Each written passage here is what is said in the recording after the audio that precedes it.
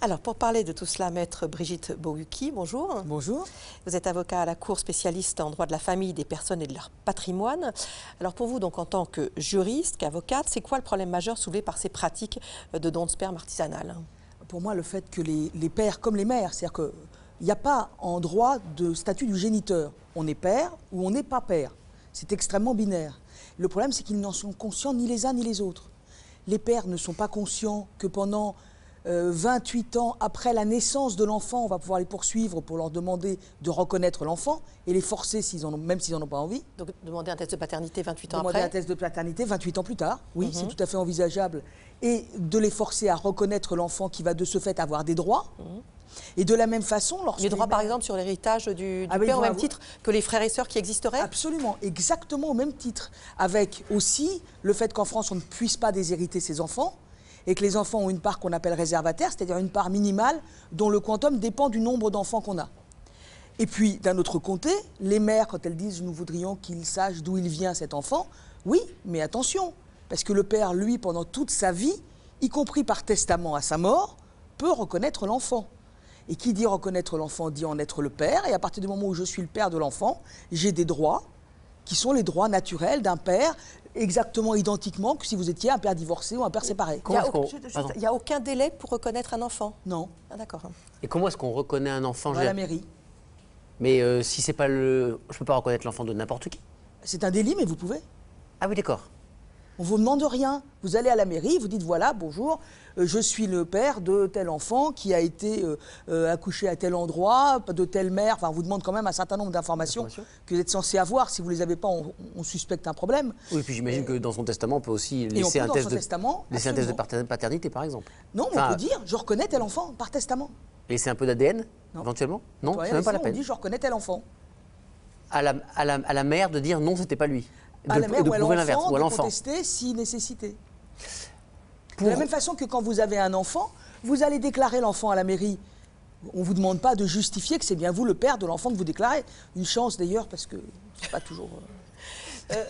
Est-ce que ça veut dire que pour ces pères, effectivement ils vont les reconnaître, ils peuvent par exemple demander une garde alternée?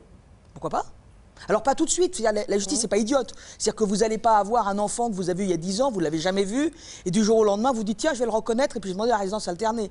Non, ça n'a pas de sens. Ça veut dire que vous allez avoir exactement les mêmes droits dans les mêmes conditions que n'importe quel père qui aurait fait un enfant par les voies dites naturelles en vivant en couple.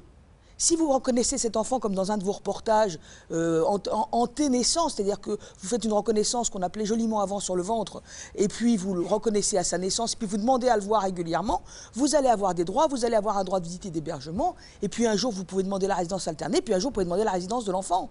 Il n'y a pas de différence légale entre ces donneurs de sperme, entre eux, entre vous qui avez une aventure de 2 semaines où on vous annonce que vous avez un enfant, ce n'était pas vraiment votre idée, et entre un couple qui a été marié pendant 15 ans et qui a des enfants. Juridiquement, c'est le père, point. On ne tient pas compte du fait que ça a été une pratique illégale? Ah non, parce qu'on se positionne toujours du côté de l'enfant, pas du côté des parents. Donc le désir des parents, on l'entend bien, on a bien compris que c'était le désir des parents, mais en fait, on s'en moque. Pour être très honnête, ça n'intéresse personne. Et vous avez quelque chose qui est très parallèle à ça, et que beaucoup d'hommes connaissent, qui est le fait d'avoir un enfant suite à une aventure sans lendemain. Et les hommes viennent nous voir après en disant, mais enfin, c'était une aventure sans lendemain, je ne veux pas, elle me dit qu'elle est enceinte, mais enfin, je ne sais pas, elle avorte. Clairement, les gens nous disent ça. Mais non, si tu ne voulais pas avoir d'enfant, fallait pas coucher. Fallait pas coucher, c'était la solution la plus efficace. Il fallait se protéger. Sinon, il fallait se protéger ou prendre des mesures drastiques. Là, on vient de parler des droits de l'enfant, mais un enfant a aussi des devoirs pour ses parents. Par exemple, celui de subvenir à leurs besoins si, dans leur vieillesse... Alors oui, mais... Est-ce qu'un homme qui a été donneur pour 80 enfants, il pourra se laisser vivre en disant j'ai plus d'argent et je réclame à mes 80 enfants de me faire vivre? Non, parce qu'il y a un petit ajout à ce devoir qu'on connaît, c'est qu'en fait, vous êtes exonéré de ce devoir si la personne qui est votre parent ne s'est pas occupée de vous, s'est désintéressée de vous pendant votre minorité, pendant un certain nombre d'années. Donc il va pouvoir le demander, mais vous allez être exonéré. Oui, non, il y a un cas spécifique qu'on a vu dans ce reportage, c'est les couples homosexuels. Oui. S'il y a 2 femmes, il y en a une qui est la mère, biologique, donc légalement reconnu, on est d'accord. Que se passe-t-il pour sa compagne? Alors c'est très simple, soit la compagne, et c'est ce qu'on leur conseille de faire, fait une demande d'adoption. Alors là, ça marche plutôt assez bien, c'est assez bien reconnu par les tribunaux aujourd'hui.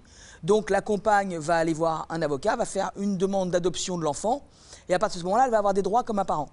Soit elle n'a pas fait ou pas encore fait de procédure, elle a 0 droit. Elle a exactement les mêmes droits que le beau-père, en fait. Il ne faut pas voir les choses différemment, parce que, en fait, bien sûr que le fait d'être du couple homosexuel a des particularités, mais juridiquement, pas tant que ça. C'est ni plus ni moins qu'un beau-parent. Vous rencontrez une femme, qui a un enfant d'1 an, sans père, admettons. Vous vivez pendant 10 ou 15 ans avec. Quand vous vous séparez, légalement, vous n'êtes rien pour l'enfant. C'est ça. Dans la réalité, c'est un petit peu différent, mais légalement, vous n'êtes rien. Dans la réalité, si la maman biologique décède, que fait-on de l'enfant? On le confie à la compagne, si elle n'a pas adopté, si elle n'a pas adopté, on le confie à la compagne, ou il devient pupille de la nation, ou alors, si le père a reconnu entre-temps, on le confie au père? Le père? C'est le père, s'il a reconnu. Si le père a reconnu entre-temps que la compagne n'a pas de statut particulier, très probablement, le père... Alors, je dis très probablement parce que, évidemment, si le père l'a reconnu, il ne l'a pas vu pendant les 20 ans qui viennent de s'écouler, il peut y avoir un certain nombre de décisions de placement de l'enfant chez la compagne. C'est possible, si vous voulez. Mais naturellement, on va aller vers le père. Et si c'est un père qui voit l'enfant de façon relativement régulière, comme ce jeune homme qui dit bah, « moi, je fais un peu comme les mères veulent », faut faire attention parce que là, oui, bien sûr. Est-ce que si la PMA est ouverte à tous, ça peut mettre fin à ces pratiques ? Ça mettra fin en tout cas aux pratiques qui font que les femmes vont aller faire des PMA un peu partout en Europe, ça c'est certain. Ça mettra peut-être fin aux pratiques de celles qui voudraient bien une PMA mais qui n'osent pas, celles qui veulent un don non anonyme, non, puisque le principe de la PMA c'est l'anonyme. Le problème c'est qu'en France il n'existe pas de statut des géniteurs et a priori c'est vraiment pas prévu au programme. Il n'y a rien, jamais, il n'y a jamais eu de texte, il n'y a jamais eu de propos. Il y a des pays où ça existe, le statut oui, de géniteur? Il me semble qu'au Canada, ça existe. Et pour vous, ça serait une bonne solution? C'est compliqué. Là, franchement, je n'ai pas d'avis. En tant que juriste pur, oui. Pour moi, en tant que juriste, si vous voulez, c'est mon côté plombier. J'aime bien quand les choses sont rangées dans leur case. Il y a les tuyaux de la même taille, ils se mettent les uns avec les autres, tout va bien. Maintenant, sur le plan moral et humain, je ne sais pas si le statut de géniteur, c'est une bonne chose et ce que ça va donner. C'est toujours extrêmement dangereux. Il faut faire attention parce qu'on a beaucoup bousculé ces dernières années le droit de la famille. C'est bien en soi parce qu'il doit évoluer avec la société.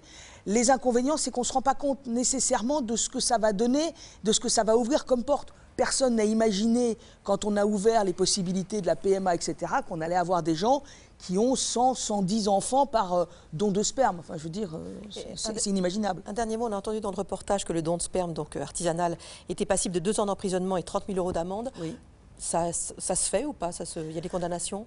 Non, alors à ma connaissance, il n'y a pas de condamnation. Ceci étant dit, si c'est les médecins qui le font, ils prennent beaucoup plus de risques que les gens qui le font entre eux. D'abord parce qu'il faut réussir à le prouver, cette histoire, c'est quand même pas simple. Oui. Ensuite, parce que j'ai découvert dans vos reportages que je ne vois pas la différence entre certains dons de sperme et une relation sexuelle, vu qu'il y a relation sexuelle. Donc, c'est pas un don de sperme, je suis désolée.